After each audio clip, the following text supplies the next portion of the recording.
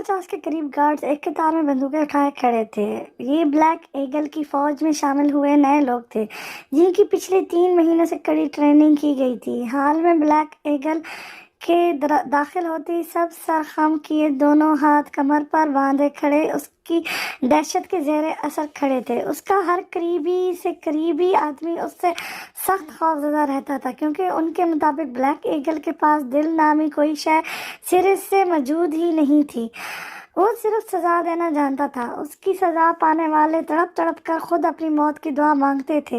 वो अंडरवर्ल्ड की दुनिया का खूनी दरिंदा माना जाता था, जिसका पसंदीदा मशगला इंसानी खून की होली खेलना था। उसका चेहरा आज तक बहुत कम लोगों ने ही देखा था। वो हर वक्त अपने चेहरे को ढांप कर ही रखता था, जिसकी वजह क्या थी कोई अब तक नहीं जान पाया था। ब्लैक ईगल पूरी शान से हाल की फ्रंट दीवार के आगे बने तख्त पर बदजबान होता पूरे हाल पर एक तराना निगाह दौड़ा गया था। उसकी आंखों में हलकोले लेते सुर्ख डोरे देखने वालों को अच्छा खासा सहमा कर रख देते थे। उसका यख बख्ता ठठा देने वाला लहजा जान निकाल देता था, मगर इन सब से हटकर उसकी मकनतीसी कशिश लिए छा जाने वाली पर्सनैलिटी इतनी शानदार थी कि एक बार देखने के बाद दोबारा देखने को दिल चाहता था। उसकी दोनों आंखों पर स्याह तिल मौजूद थे, जो उसके मगरूर तीखे नकूश को मजीद दिलकशी का बासत बनाते थे। शबीर खान ने हाल में कदम रखा तो उसकी टांगें कांपने लगी थीं। पूरे हाल में मौत का सा सन्नाटा छाया हुआ था। शबीर खान की सांसें रब से अपनी सलामती की दुआ मांग रही थीं।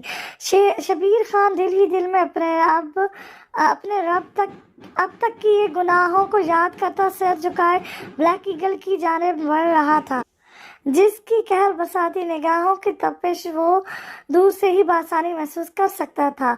शबीर खान से पहले उसके आगे कोई और मुजरिम पेश किया जाना था, जिस वजह से शबीर खान रगों में मुंजमद होते खून के साथ एक जानिब खड़ा हो गया था। कुछ ही लम्हों बाद एक शख्स को, जिसके दोनों हाथ रस्सियों से बंधे थे और होठों पर भी स्याह कपड़ा सख्ती से बांधा गया था, आने वाले वक्त का सोचते उस शख्स की हालत शबीर खान से कुछ खास मुश्किल नहीं थी। ब्लैक ईगल के इशारे पर उसके मुंह और हाथ खोल दिए गए थे। मैंने आपके साथ कोई गद्दारी नहीं की, मेरे खिलाफ साजिश की गई है, मुझ पर रहम करें, खुदारा मुझे माफ कर दे, मैं बेगुनाह हूँ, मैंने कुछ नहीं किया। वो शख्स ब्लैक ईगल के पैरों में गिड़गिड़ाने लगा था।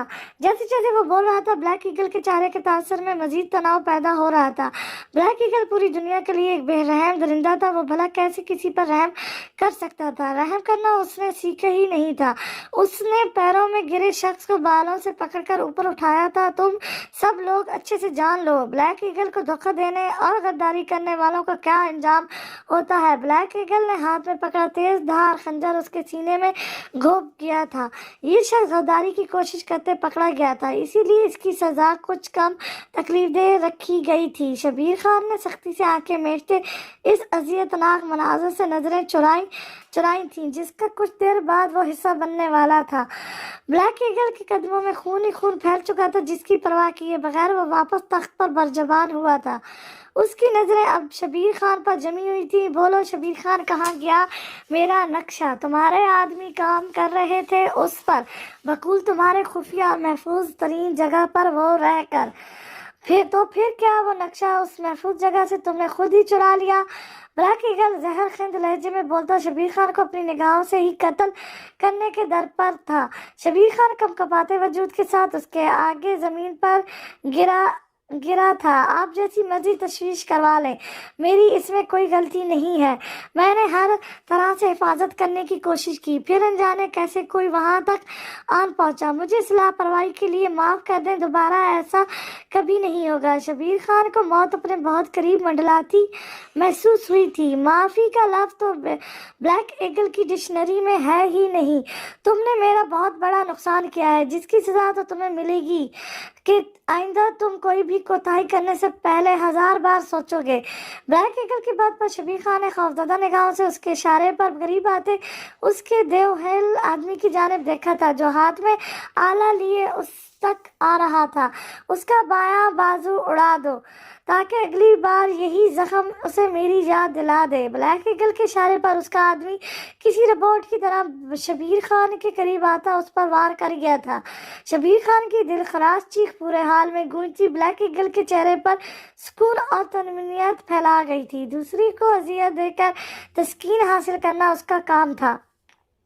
زینگم کیا بول رہی ہے یہ لڑکی؟ کیا تم جانتے ہو اسے؟ تاثیر صاحب بھی یوں اپنے خاندان کا تماشا بننے پر زینگم کی جانب دیکھتے خفگی سے بھرے لہجے میں بولے تھے۔ ہاں بولو مسٹر زینگم حاتم، کیسے میرے ساتھ عشق و محبت کی پینگیں بڑھا کر اب کسی اور لڑکی سے شادی کر رہے ہو جو کہ میں ہونے نہیں دوں گی؟ اضفا زینگم کو کھا جانے والی نظروں سے گھورتے بولی۔ اس سے پہلے کہ سب کی خود پر جمی سوالیہ نظروں کے جواب میں زینگم اپنا جرم کا اقرار کرتا، وہابان اپنی جگہ سے کھڑا ہوتا اس لڑکی کی جانب بڑھا تھا۔ پلیز آپ سے ریلیکس رہیں، مجھے لگتا ہے یہ ضرور کوئی مس انڈرسٹینڈنگ ہوئی ہے۔ زینگم اس لڑکی کو نہیں جانتا، مجھے ایک بار آپ سے بات کرنی ہے، کیا آپ میرے ساتھ باہر چل سکتی ہیں؟ وہابان کے آگے بڑھ کر بات سنبھالنے پر زینگم کی حالت کچھ بہتر ہوئی تھی۔ اضفا نے مرغوب کن نگاہوں سے سامنے کھڑے شاندار پرسنالٹی کے مالک شخص کو دیکھا تھا جو اس وقت سیاہ پینٹ شرٹ میں مبلس وہاں موجود تمام مردوں سے نمایاں اور بے پناہ وجاہت معلوم ہو رہا تھا۔ اس کے تیکھے نقوش میں ایک الگ سی کشش تھی۔ اضفا کو وہ دیکھنے میں کافی مغرور سا لگتا تھا۔ شیور وائی ناٹ، اتنا ڈیسنٹ شخص اسے بات کرنے کی آفر کر رہا تھا، وہ بھلا کیسے انکار کرتی؟ وہ حسن پرست تھی، اس بات سے اس نے کبھی انکار نہیں کیا تھا۔ دیکھیں مسٹر، میں جو بول رہی ہوں وہ سچ ہے۔ آپ کے اس بھائی، دوست یا کزن جو بھی ہے اس نے مجھے دھوکہ دیا ہے۔ وہ ایک دوغلا انسان ہے، پہلے خود ہی میری جانب محبت کا ہاتھ بڑھایا اور اب بزدلوں کی طرح بنا مجھے بتائے شادی کر رہا ہے۔ اب آپ ہی بتائیں میں کہاں غلط ہوں؟ اضفا اس ہینڈسم بندے کی ہمدردی بٹورنے کی خاطر نان سٹاپ بولنا شروع ہو گئی تھی، بغیر اس کے چہرے پر چھائی ناگواری کو نوٹ کیے بغیر۔ میں جانتا ہوں آپ جو بول رہی ہیں وہ سچ ہے، مگر زینگم آپ سے شادی نہیں کرنا چاہتا۔ اب آپ بتائیں اسے معاف کرنے اور سب کے سامنے ابھی جو کیا اسے اپنا کوئی مذاق ظاہر کرنے کے لیے کتنی قیمت لیں گی؟ وہابان کو چند سیکنڈ ہی لگے تھے اس لڑکی کی سائیکی سمجھنے کے لیے، اس لیے وہ بنا ٹائم ضائع کیے پوائنٹ پر آیا تھا۔ واو، آپ تو بہت جینیس نکلے، اتنی جلدی مجھے سمجھ گیا۔ اتنی جلدی تو مجھے خود کی سمجھ نہیں آتی۔ اینی ویز، اتنے امیر کبھی لوگ ہیں، 50 مجھے دینے سے آپ کے خزانوں میں کوئی فرق نہیں پڑے گا، مگر میری زندگی بن جائے گی۔ یہ رقم مجھے دے دیں، قسم کھاتی ہوں زندگی میں کبھی آپ کے بھائی کے مقابلے نہیں آؤں گی۔ اگر کہیں آمنا سامنا ہوا بھی تو پہچاننے سے انکار کر دوں گی۔ ابھی بھی اندر جا کر آپ جو بولنے کو کہیں گے بولوں گی۔ اضفا سینے پر بازو باندھے اسے اپنی باتوں کا پورا یقین دلاتے بولی۔ وہابان نے تعصب سے اس لڑکی کو دیکھا تھا جس کے لیے پیسہ اپنی نفسانی عزت و نفس اور حیا سے بڑھ کر تھا۔ اس نے بنا ایک لفظ بھی ادا کیے پاکٹ سے چیک بک نکال کر اس پر رقم لکھ کر سائن کرتے اضفا کی جانب چیک بڑھا دیا تھا۔ مجھے آئندہ زینگم کے آس پاس بھی نہیں دکھنی چاہیے، اور ابھی اندر جا کر سب کو بول دو کہ جھوٹ تھا، زینگم تمہیں جانتا تک نہیں۔ وہابان اگر چاہتا تو اس لڑکی پر بنا ایک پھوٹی کوڑی دیے اس کی عقل ٹھکانے لگا سکتا تھا، مگر غلطی زینگم کی تھی، جس کی وجہ سے وہ اس لڑکی کو ڈرا دھمکا کر مزید ناانصافی نہیں کر سکتا تھا۔ وہ اپنا کام، رشتوں اور زندگی کے باقی معاملات میں بہت ایماندار تھا۔ اضفا وہابان کے کہے کے مطابق اپنا ہی پھیلایا رائتا بہت اچھے طریقے سے سمیٹتی میرج ہال سے نکل آئی تھی۔ اس کا کام ہو گیا تھا، مزید بھلا اسے کیا چاہیے تھا؟ زینگم میں نہ پہلے کبھی اسے انٹرسٹ رہا تھا نہ ہی اب تھا۔ اس کے چہرے پر آسودگی بھری مسکراہٹ سجائے اپنے دوست کا نمبر ملایا تھا۔ ہنا، ایک گڈ نیوز ہے میرے پاس تمہارے لیے۔ اضفا کا لہجہ چہکتا ہوا تھا۔ کیا؟ دوسری جانب سے उम्मीदों सी बुझी बुझी आवाज सुनाई दी, तुम्हारे इलाज के लिए रकम का इंतजाम कर लिया है मैंने, अब मेरी दोस्त बहुत जल्द ठीक हो जाएगी। अज़फ़ा की जिंदगी से भरपूर खिलखिलाती हंसी हिना के लिए भी आज जिंदगी की नवीद साबित हुई थी। क्या तुम सच कह रही हो? मगर ये कैसे हुआ? तुमने कोई उल्टा सीधा काम तो नहीं किया? हिना अपनी दोस्त की उल्टी खोपड़ी से अच्छी तरह वाकिफ थी, इसीलिए मशकूक लहजे में उससे पूछने लगी, बस तुम हर वक्त मुझ पर शक ही करना, कभी मेरे टैलेंट की तारीफ मत करना। मैंने कोई गलत काम नहीं किया, बल्कि बहुत अच्छे तरीके से पैसे हथियाए हैं और बहुत जल्द इन्हें लौटाने का इरादा भी रखती हूँ। अज़फ़ा टैक्सी को हाथ के इशारे से रोकती हिना की बात पर मुंह फुलाए बोली, अच्छा मेरी माँ नहीं कहती तुम्हें कुछ? हिना उसकी नाराजगी पर मोहब्बत भरे लहजे में बोली थी, ओके मैं अगले 15 मिनट में हॉस्पिटल पहुंच रही हूँ, अपना ख्याल रखना, इंशाल्लाह इसी वीक तुम्हारा ऑपरेशन होगा और मेरी दोस्त एक बार फिर से अपने पैरों पर चलने लगेगी। अज़फ़ा पूरी उम्मीद लहजे में बोलती फोन बंद कर गई थी। उसकी गहरी ब्राउन आंखों की जिंदगी से भरपूर चमक एक बार फिर वापस आ चुकी थी, जो पिछले 1 महीने से कहीं खो सी गई थी। आज़फ़ा और हिना ने जब से होश संभाला था, वो दोनों तब से एक साथ थी। वो नहीं जानती थी उनके माँ बाप कौन थे, वो किस खानदान से तलक रखती थी। उनकी सारी जिंदगी यतीम खाने में ही गुजरी थी। वो दोनों एक दूसरे के लिए सब कुछ थी। पार्ट टाइम जॉब करने के साथ साथ वो अपनी तालीम भी मुकम्मल कर रही थी। अज़फ़ा हमेशा अपने हुस्न व शौक़ व चंचल मिजाज की वजह से हर जगह नुमाया रही थी। यूनिवर्सिटी में भी हर कोई उसको पसंद करता था। ज़ैंगम ने भी खुद ही उसकी जानिब पेशकदमी की थी। जाने कितने लड़कों की दोस्ती के लिए बढ़ाए गए हाथ ठुकराती ज़ैंगम की शरीफ नफ्स तरबियत देख उसका हाथ थाम गई थी। उनकी दोस्ती हुए कुछ वक्त ही गुजरा था। अज़फ़ा ने ज़ैगम को बहुत ही डरपोक इंसान पाया था। जो शख्स उसके सामने डब जाता था, उसके बारे में घर के किसी एक फर्द से बात नहीं कर सकता था, वो उसकी चॉइस बिल्कुल भी नहीं हो सकता था। अज़फ़ा को निडर और बेबाक लोग पसंद थे, डंके की चोट पर अपनी मोहब्बत का इजहार करने वाले और अपना हक जताने वाले। इस बात से अनजान के उसकी ये ख्वाहिश की शिद्दत से पूरी होने वाली थी। बहुत जल्द कोई उसकी ज़िंदगी में तूफान बर्पा करने वाला था। अज़फ़ा ज़ैंगम के मुंह पर ही उसे इनकार करके उसका दिल तोड़ना नहीं चाहती थी, मगर ऐसा तो उसे इग्नोर करती उससे दूर हो गई थी। जब अचानक ज़ैंगम ने भी उससे राब्ता ख़त्म कर दिया था। अज़फ़ा को भी यही चाहिए था। जब इन्हें दोनों की बदकिस्मती से ये एक भयानक हादसा उसकी जान से प्यारी दोस्त हिना के साथ पेश आया था। वो शाम को जॉब से फारिग होकर वापस लौट रही थी, जब वहां रोड के करीब 2 ग्रुपों के दरमियान झड़प में हिना शिकार बन गई थी। अंधाधुंध बरसाई जाने वाली गोलियों पर 5 गोलियां हिना की टांग में फंस हुई थी। ऊपर से बेहिसी की इंतहा तो ये थी कि जाए वकुआ पर मौजूद अफराद में से कोई उस रोती तड़पती लड़की करीब नहीं आया था। वो 2 घंटों तक बेयारो मददगार रोड पर पड़ी रही थी। हिना चलने से महरूम हो गई थी। डॉक्टर ने उसके इलाज के लिए 50 लाख का खर्चा बताया था। वो दोनों जो बमुश्किल अपनी पढ़ाई का बोझ अपने नातों कंधों पर उठा रही थी, इतनी रकम इकट्ठी करना उनके लिए नामुमकिन सी बात थी।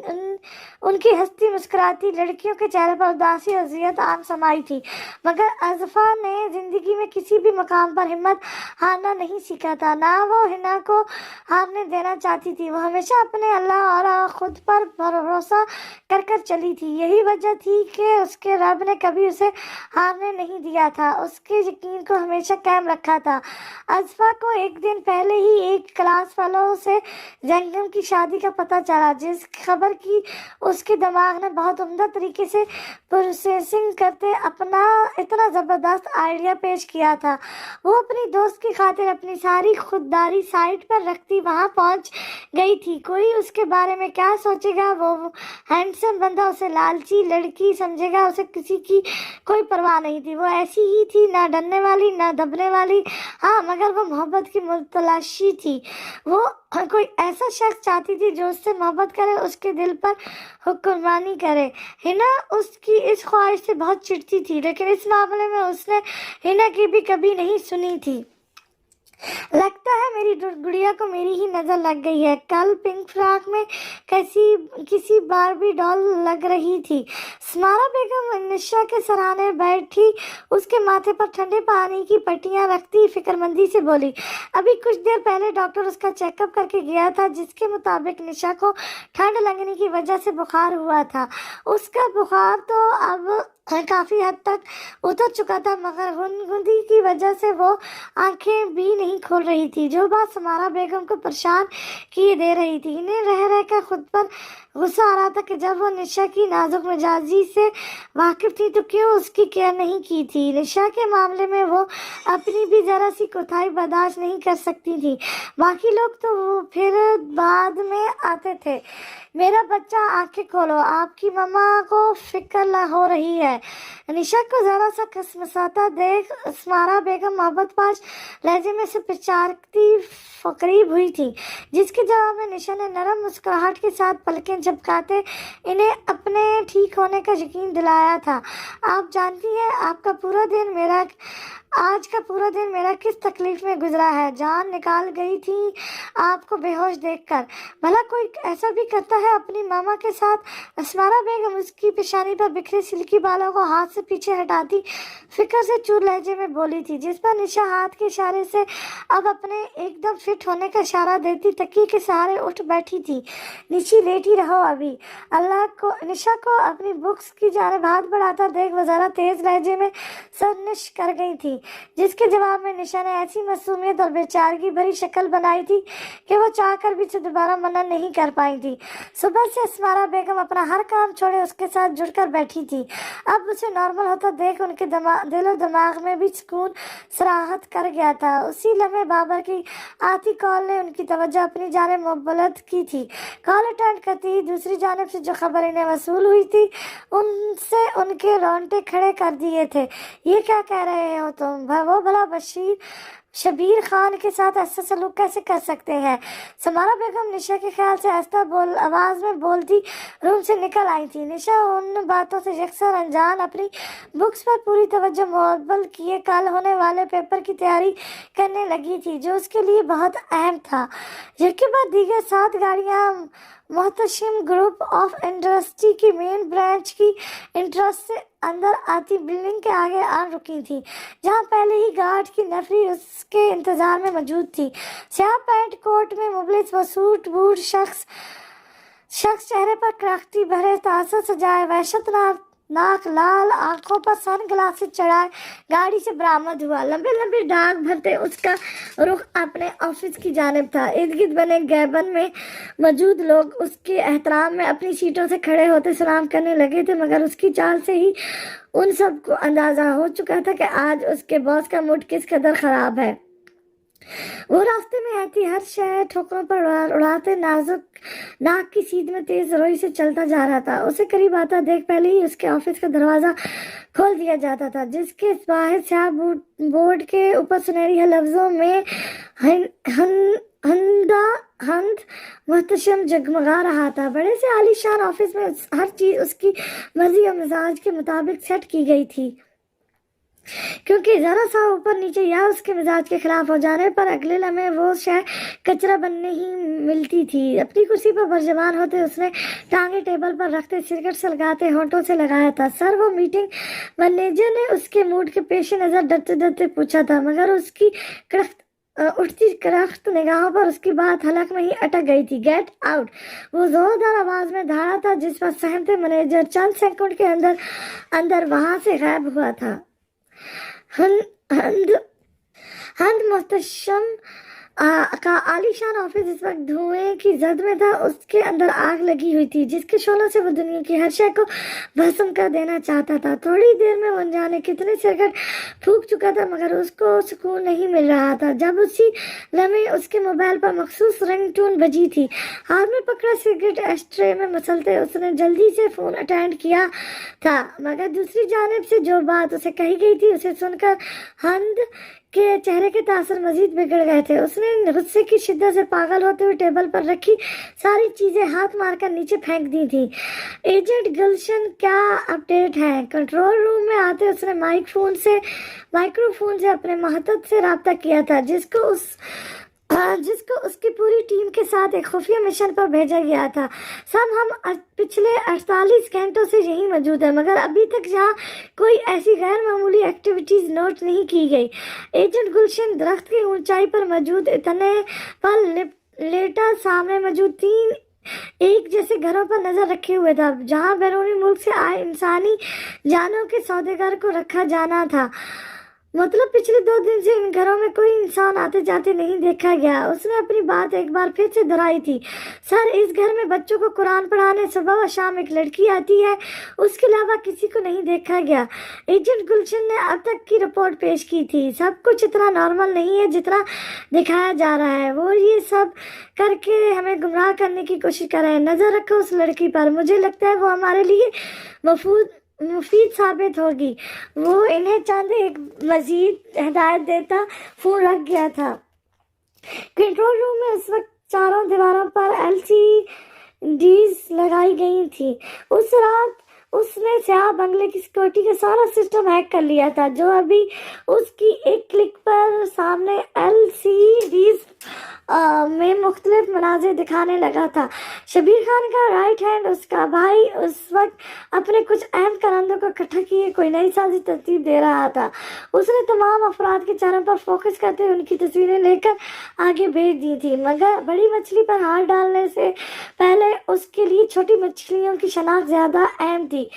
जबकि एक कैमरे में सीढ़ियों से उतरती स्मारा बेगम की फुटेज चल रही थी, जिसे देखते उसकी आंखों में हकारत के सिवा कुछ नहीं था। ऐसी औरत उसके नजदीक औरत कहलाए जाने के काबिल भी नहीं थी। वो ज्यादा देर इस औरत को नहीं देख पाया था। मुख्तलिफ कैमरों से वहां होती सरगर्मियों को देखते अचानक उसकी उंगलियां एक फुटेज पर साख्त हुई थी। वो निशा यामीन के कमरे के टेरेस का मनाजिर था, जहां इस वक्त वो सोफे पर नीम दराज सी को किताब पढ़ने में मगन थी। उसके दाएं पैर का अंगूठा तराबी कैफियत में हिल रहा था। घनी स्याह जुल्फें इस वक्त हर कैद से आजाद उसके सीने पर पड़ी, उसके बिना दुपट्टे के नाजुक वजूद को पूरी तरह ढांपे हुई थी। वो नाजुक परी इस बात से अनजान कि इस वक्त वो किसी की गहरी निगाहों के हारिस में है।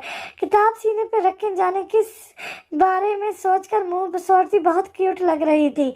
कुछ देर ऐसे ही सोचते रहने के बाद वो किताब पास पड़े टेबल पर रखती उठ बैठी थी और कलाई से शर्ट की स्लीव उठाकर नीचे करते वहां बने उंगली के नील देखने लगी थी, जब अचानक दिमाग में होते झमके के साथ उसके अहमरी लबों को दिलकश मुस्कुराहट ने छुआ था। वो इतनी देर से उसको कोसती बुरे बुरे मुंह बना रही थी, क्योंकि उस रात उसकी गिरफ्त में कुछ ज्यादा ही सख्ती हो गई थी। जिस पर सामने स्क्रीन पर जगमगाता वो नाजुक वजूद उस पर अपनी गालिबाना नाराजगी जताता अनजाने क्या क्या बोल रहा था। वो अनजाने कब तक इस हसीन मनाजिर में खोया रहता, जब अचानक उसे अपनी गैर अखलाकी हरकत का एहसास हुआ था। फौरन मुस्कुराहट उसके चेहरे से गायब होते वापस संजीदगी की चादर ओढ़ गई थी। वो इस स्याह बंगले की फ्रेम में उलझना नहीं चाहता था। तुमने जो एहसान मुझ पर किया है जिंदगी भर नहीं भूलूंगा। तुमने बचा लिया, वरना आज दादी के हाथों मेरा कत्ल कंफर्म था। जंगम करीब आकर बैठते वहाबान को तश्कर मेज नजरों से देखते बोला, जिसने अज़फ़ा जैसी लड़की को इतनी जल्दी सीधा कर लिया था। जो लड़की अपनी गलती होने पर भी माफ नहीं मांगती थी, वो इस वक्त बिना किसी कसूर के माफी मांग कर गई थी। इस बारे में हम बाद में बात करेंगे, तो ज्यादा अच्छा है। मुझे कम से कम तुमसे ये उम्मीद बिल्कुल भी नहीं थी। जिस इंसान के अपने घर बहन बेटियां हो, वो दूसरी लड़कियों के साथ ऐसे टाइम पास नहीं करते, और जो वो करते हैं वो इज्जतदार मर्द मर्दों की फहरिस्त में किसी सुर नहीं आते। वहाबान साथ लहजे में जवाब देता जंगम को शर्मिंदगी की गहरी खाई में फेंक गया था। इसके बाद दोनों में कोई बात नहीं हुई थी। जंगम का निकाह हो चुका था, उसकी दुल्हन को उसके साथ स्टेज पर बिठाया गया था। वहाबान फोन कॉल सुनता वापस सबके बीच आ खड़ा हुआ था, मगर हर जगह उसी लड़की की बातें ही चल रही थी। कोई उसकी बेहयाई और बेशर्मी पर उसे कोस रहा था, तो कोई उसके खानदान के बारे में उल्टा सीधा बोल रहा था। वहाबान ने अफसोस भरी नजरों से इर्द गिर्द देखा। ऐसे लोग उसे कहीं से भी पढ़े लिखे और एजुकेटेड नहीं लगे थे। हमारे माशरे का हर गुजरते दिन के साथ पिस्ती में उतरने का रीज़न ही यही था कि लोग खुद चाहे जितने बड़े गुनाह क्यों ना सरजद कर दें, मगर दूसरों की छोटी गलती बर्दाश्त नहीं कर पाते। अज़फ़ा ने हिना के ऑपरेशन के लिए सारे बिल क्लियर कर दिए थे। 2 दिन बाद उसका ऑपरेशन था। वो यूनिवर्सिटी से कुछ क्लासेस लेकर हॉस्पिटल के लिए निकल आती थी। हिना के पास काफ़ी टाइम गुजारने के बाद वो अपनी जॉब पर चली जाती थी। अज़फ़ा एक 5 स्टार होटल में वेटर्स की जॉब करती थी, जहां उसका काम होटल में चेक इन करने वाले लोगों को उनके बुक किए गए रूम्स तक ले जाना और उनको किसी किस्म की परेशानी ना हो, इस बात का ख्याल रखना। अज़फ़ा पिछले 1 साल से ये काम कर रही थी। बहुत हाथ पैर मारने के बाद पार्ट टाइम मुनासिब सैलरी पर यही नौकरी मिल पाई थी उन्हें। पहले हिना भी उसके साथ यही होती थी, मगर अब उसकी जॉब छूट चुकी थी। अज़फ़ा होटल के महरून यूनिफॉर्म में सलीके से सर पर शिफॉन के दुपट्टे का पल्लू सेट किए घुंघराले ब्राउन बालों का जूड़ा बनाए वो अपनी ड्यूटी पर मौजूद थी। मिस अज़फ़ा, अभी थोड़ी देर तक मोहतशम ने आना है, आप उन्हें रिसीव करेंगी। ये उनके रूम्स की कीज़ हैं। किसी किस्म की कोताही या मिसबिहेव नहीं होना चाहिए। वो जो मांगते हैं इन्हें मुहैया किया जाए। मैनेजर उसे तफसील से समझा रहा था। सर हंस मुस्तशिम, वही ना जिनका शुमार पिछले 3 सालों से टॉप 5 इंटरनेशनल बिजनेस मेंस में हो रहा है। अज़फ़ा मैनेजर के बोले जाने वाले नाम पर पुरजोश हुई थी। जी वही, मगर ध्यान से ये एक्साइटमेंट उनके सामने मत दिखाइएगा। मैनेजर उसे तंजीबी नज़रों से घूरते हुए वहाँ से हट गया था। वाह, वो तो कितना हैंडसम बंदा है। हाय, काश वो मुझसे बात कर ले तो मज़ा आ जाए। वो बेशक ज़्यादा बात ना करे, बस यही बता दे कि इतना अमीर हुआ कैसे। अज़फ़ा खुद से ही हम कलाम होते शौकी से बोली, जब उसी लम्हे उसकी नज़र बड़े से ग्लास वॉल के बाहर कतार में रुकती गाड़ियों पर पड़ी थी, जो देख वहाँ फौरन अल्टर हुई थी। ये प्रोटोकॉल भला हंस मोहतशम के सिवा किसका हो सकता था। अस्सलाम वालेकुम सर, आए मैं आपको आपका रूम दिखा दूँ। हंस इंटरेस्ट से अंदर दाखिल होकर हाल के वस्ती एरिए में रुकता फ़ोन पर बात करने में मसरूफ़ था। जब अज़फ़ा उसके करीब आती पूरी इज्जत व एहतराम के साथ उसे मुखातिब कर गई थी, जबकि दूर खड़े मैनेजर ने अपना सर पीट लिया था। ये बात तो हर कोई जानता था कि हंस मुस्तशिम कितना अक्खड़ आदमी है। उसे अपना डिस्टर्ब किए जाना कतई पसंद नहीं था। हंस ने अज़फ़ा की बात पर फ़ोन कान से हटाकर उसकी जानिब देखा। ब्राउन घुंघराले बालों की लिट्टे चेहरे पर गिराए वो होंठों पर जिंदगी से भरपूर दिलकश मुस्कुराहट सजाए खड़ी इस लम्हे हंस को जहर लगी थी। उसने सर्द निगाहों से अज़फ़ा को घूरते हाथ से दूर रहने का इशारा किया था। अज़फ़ा तो उसका एटीट्यूड देखकर ही उस पर मज़ीद फिदा हुई थी। इतना मगरूर मर्द उसने आज तक नहीं देखा था। वो फौरन चंद कदम पीछे हटी थी और फासले पर खड़ी होकर खफकी भरी नज़रों से ही उसे घूरती रही थी। अगले 30 मिनट गुजर जाने के बावजूद वो वैसे ही फ़ोन कान से लगाए अपनी किसी मीटिंग के बारे में डिस्कस करता रहा था। अज़फ़ा ने पलट कर मैनेजर की जानिब देखा, जो उसे खामोशी से वहीं खड़े रहने का इशारा करने लगा था। ये अच्छी मुसीबत है, इस शख्स को इसके अलावा कोई और जगह नहीं मिली थी फ़ोन पर बात करने के लिए। हद होती है, मेरी छुट्टी का वक्त हो चुका है। अगर अगले 15 मिनट तक इस जगह से ना हिला तो मैं इस बुत की तरह खड़े गार्ड को ही कीज पकड़ा कर चली जाऊंगी। अज़फ़ा सुल्तान भी किसी को अब इतना इंतज़ार नहीं करती। मुसलसल एक ही जगह पर खड़े रहने की वजह से अज़फ़ा की टांगों में दर्द होने लगा था। उसकी ड्यूटी का ऑफ टाइम होने में सिर्फ 15 मिनट रह गए थे। उसे वापस जाकर हिना की कुछ ज़रूरी रिपोर्ट्स लेनी थी लैब से, जो हर हाल में आज उसे डॉक्टर को दिखानी थी। कर्नल शेर खान तेज कदमों से चलते मीटिंग रूम में दाखिल हुए थे, जहां पहले से ही उनकी टीम के तमाम ऑफिसर मौजूद थे। उन्हें देख सब अपनी सीट से खड़े होते सलूट कर गए हैं। अस्सलाम वालेकुम एवरीवन। आप सब जानते हैं मैंने आज आप सबको एक साथ यहाँ किस लिए बुलाया है। ब्लैक ईगल हमारा सबसे बड़ा टारगेट। इस माफिया के खिलाफ हम पिछले 3 साल से काम कर रहे हैं, मगर हर बार इसके करीब तरीन पहुंचकर हमें नाकामी का सामना करना पड़ता है। अभी तक हमारे हाथ उसके खिलाफ कोई ठोस सबूत नहीं लग पाए। हमारा मकसद इस मुल्क दुश्मन अनासर को मारना ही नहीं बल्कि उसकी जड़ से ख़त्म करना है। इसकी गिरफ्तारी इस वक्त सिर्फ हमारे लिए ही नहीं बल्कि यूरोपीय ममालिकों की एजेंसीज को भी मतलूब है, क्योंकि उसके शर से बाकी ममालिक भी महफूज नहीं। वो किसका साथी किसका खैरख्वाह है ये बात अब तक कोई समझ नहीं पाया। उसकी दुश्मनी से भारत भी महफूज नहीं है। उनकी खुफिया एजेंसी भी ब्लैक ईगल को अपने टारगेट पर रखे हुए है।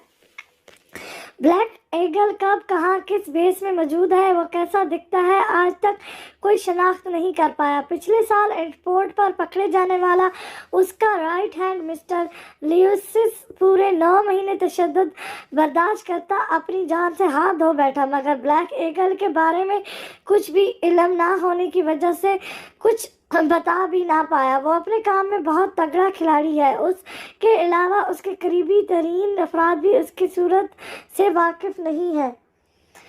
मुल्क में की जाने वाली और उसकी तबाहकारियाँ दिन ब दिन बढ़ती जा रही हैं। पंजाब का कोई तालीमी इदारा ड्रग्स की पहुंच से दूर नहीं है। इतनी सिक्योरिटी के बावजूद वहाँ कायम होते खुफिया ड्रग्स के अड्डे हमारे जवान नस्ल को तबाही की जानिब धकेल रहे हैं। सिर्फ पंजाब ही नहीं, मुल्क का कोई सूबा उसने महफूज नहीं है। सिंध में दिन ब दिन बढ़ते बच्चों के अगवा के वाक़यात, खैबर पख्तूनख्वा में जन्म लेती अफसोदगी रस्में और दखनूसी सोच जिसने वहाँ के कबायली इलाकों की जहालत में मज़ीद इजाफा कर दिया है। वहाँ आहिस्ता आहिस्ता शर पसंद गिरोह मजबूत होते जा रहे हैं। ब्लैक ईगल का शिकार पूरा मुल्क है। वो आहिस्ता आहिस्ता यहाँ के अमन व अमान को ख़राब करके हमारे मुल्क की जड़ों को खोखला कर रहा है, और इस सब में उसके साथ दे रहे हैं वो मुल्क फरोश जिन्हें इस मुल्क ने सहारा दिया, इसको ही तबाह करने पर लगा है, जिनमें सरफस्त है शबीर खान और उसकी पूरी फैमिली। और हर 6 महीने बाद अपने प्राइवेट शिप पर 150 के करीब इंसानों की स्मगल करते हैं, जो ब्लैक ईगल का तावन होने की वजह से आज तक किसी की नज़रों में नहीं आ सका। अगर हम चाहते तो अब तक ब्लैक ईगल को ख़त्म कर चुके होते, मगर हमें उसे मारना नहीं, जिंदा गिरफ्तार करना है। यही वजह है कि अभी तक वो सांसें ले पा रहा है, लेकिन उसकी ये तबाहकारी किसी कीमत पर कबूल नहीं है। कर्नल शेर खान की तस्वीर की जाने वाली बात पर तमाम ऑफिसर के चेहरों पर तफक्र की लकीरें छाई हुई थी। सर, ब्लैक ईगल की दहशत आहिस्ता आहिस्ता आवाम में भी बढ़ती जा रही है, जो कि मुल्क में पैदा होते खौफ व हरास के साथ इंटरनेशनली भी हमारे मुल्क की साख तबाह करने का बासत बन रहे हैं। ब्रिगेडियर सऊद अफकर भरे लहजे में गोया हुए थे। उन सब के हाथ बांध गए थे, वरना वो कब का ब्लैक ईगल का नाम निशान इस दुनिया से मिटा चुके होते। ब्लैक ईगल को मारना पाक आर्मी के लिए नामुमकिन बात भी नहीं थी, मगर ब्लैक ईगल की गिरफ्तारी बहुत से राजों से पर्दा उठा सकती थी। यही वजह थी कि पिछले 3 सालों से हम अपनी आंखों के सामने ये सब होता बर्दाश्त कर रहे हैं, मगर अब और नहीं।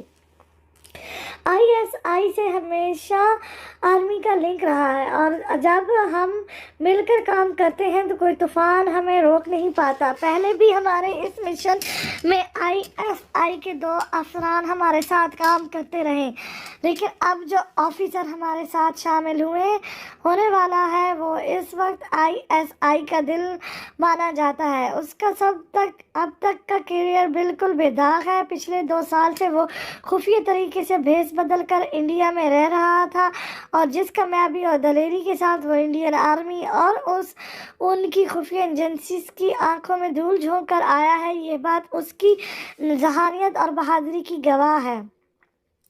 پچھلے 2 ہفتوں سے وہ اس مشن پر کام شروع بھی کر چکا ہے اور پوری طرح پہلے شبیر خان کو ٹارگٹ کر رہا ہے، جس کے ذریعے پھر وہ بلیک ایگل تک پہنچے گا۔ ہمیں اس کام میں ایجنٹ 11 سے پورا تعاون کرنا ہوگا۔ کرنل شبیر خان نے ساری بات سمجھاتے میٹنگ روم سے نکل آئے تھے۔ ان کا رخ اب اپنے آفس کی جانب تھا، جہاں ایجنٹ 11 ان کا انتظار کر رہا تھا۔ آفس میں انٹر ہوتے ہی ان کی نظر ٹیبل کے قریب رکھی کرسی پر بیٹھے ایجنٹ 11 پر پڑی تھی۔ اس کی اس جانب پشتی السلام علیکم بآواز بلند سلام کرتے ہوئے اس کے قریب آئے تھے۔ اس سے پہلے بھی وہ ایجنٹ 11 کے ساتھ کام کر چکے تھے، اسے اچھے سے جانتے تھے کہ وہ اپنے کام میں کتنا فوکس اور سنجیدہ تھا۔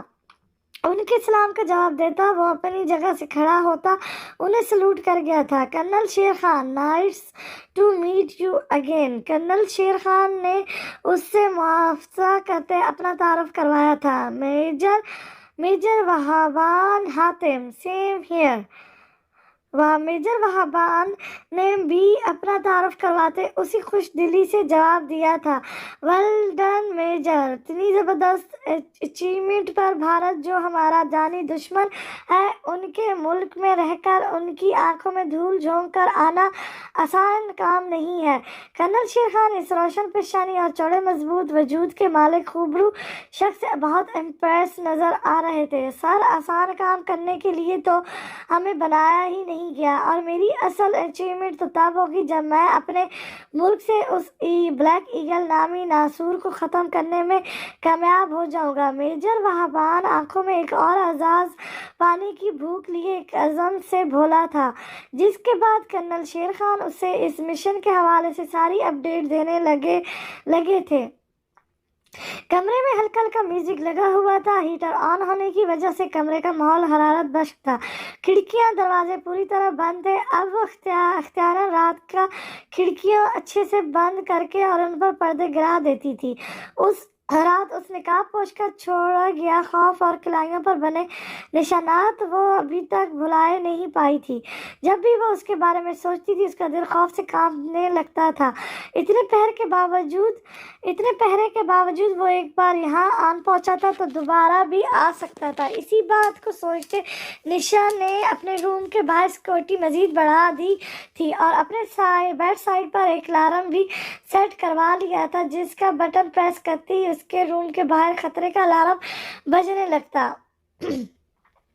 یہ سب کروانے کے بعد اب وہ کافی حد تک ریلیکس ہو چکی تھی۔ روم میں چلتا میوزک اس کے نارمل ہونے کا ہی ایک ثبوت تھا۔ اس وقت وہ اپنے ایک بہت اہم مشغلے میں مصروف تھی۔ اسے اسکیچنگ کا بہت شوق تھا اور وہ بہت اچھی اسکیچنگ کرتی بھی تھی۔ اس وقت بھی ہاتھ میں برش تھا۔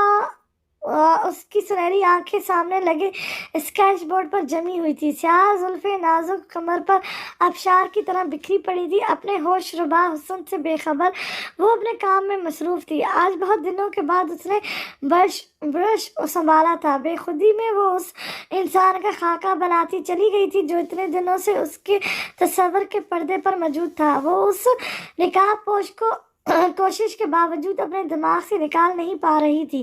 ایسا پہلی بار اس کے ساتھ ہوا تھا کہ وہ کسی کو اتنا سوچ رہی تھی، ورنہ اس کی دنیا بہت مختصر تھی۔ سیاہ بنگلے میں ہی اس کی سارے احساسات اور جذبات دفن تھے۔ اسمارا بیگم کی ضد پر اسے پڑھایا جا رہا تھا، ورنہ شبیر خان اس حق میں بالکل بھی نہیں تھے۔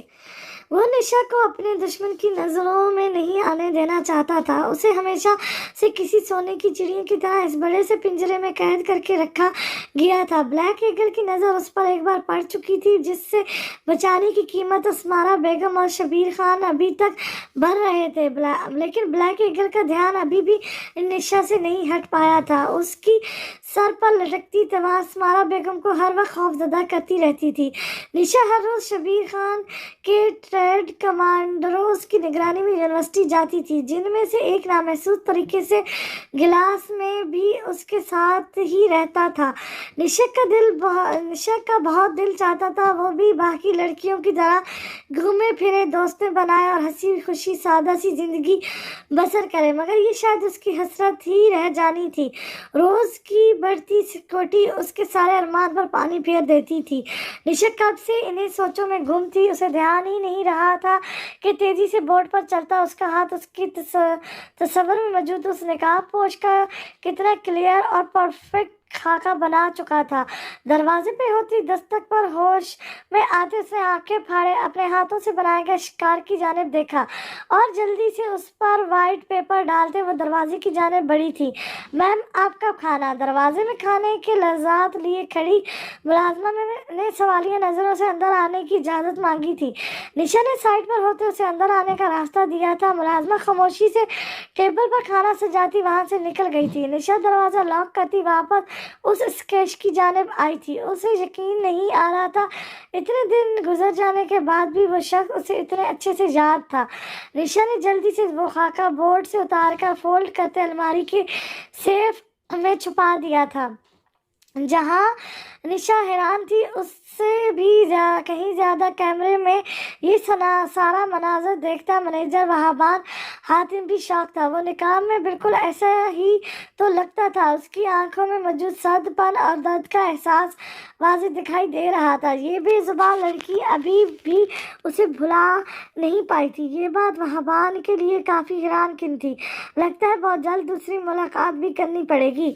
अपनी बेखुदी में सरजद हुई गलती पर खफगी का इजहार करती वो अपनी नाजुक पैरों को तकलीफ देती मुसलसल टहलने में मसरूफ थी।